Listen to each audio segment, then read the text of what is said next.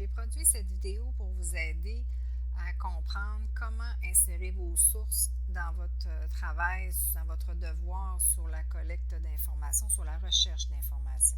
Donc, je prends cet exemple-là que j'ai consulté. Je suis toujours dans mon exemple Camrys. Moi, ce que j'ai fait, c'est que j'ai produit un texte que je vous ai dit que je ferai à partir des références qu'on a tous trouvées ensemble. Bon, j'ai 2 pages de fait, ça va très très vite, puis j'ai seulement quelques articles de consulter.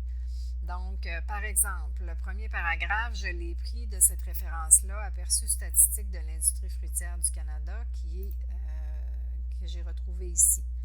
Donc, pour rentrer ça en référence, ce que je fais, c'est que je m'en vais dans l'onglet Références, puis je fais Gérer les sources. Puis, vous voyez, ma source, elle est rentrée là. Je peux la modifier, ça va me permettre de vous la montrer. Donc, je rentre le nom de la page web, je rentre l'adresse ici, je dis le nom du site, je trouve la date de production. Moi, de la manière que j'ai faite pour trouver la date, je me suis rendue à la fin du document.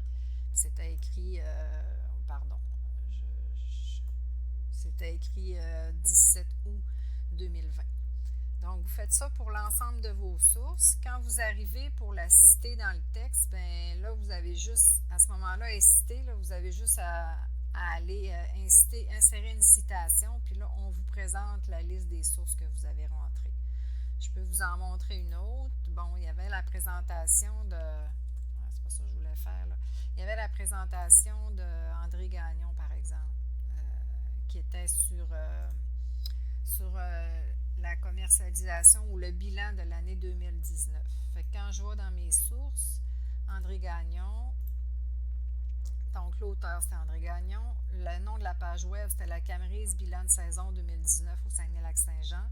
J'ai trouvé ça sur le site web d'AgriConseil, puis ça a été publié le 3 avril 2020, puis vous avez ici l'adresse URL de la page comme telle. Fait que ça, c'est rentré dans vos sources, que ce soit cité dans le texte ou non. Il faut toutes vos références, vous les rentrez dans des sources. Donc, commencez peut-être par faire ça, puis après, vous faites votre texte qui rassemble l'information. Le texte, j'ai mis minimum 5 pages parce que ça va très vite, surtout que des fois, c'est du copier-coller. Là. On n'invente pas nécessairement les statistiques, on les prend telles quelles, puis on les met dans notre texte, en autant que ça a rapport, puis ça va être utile à votre projet. Bon travail!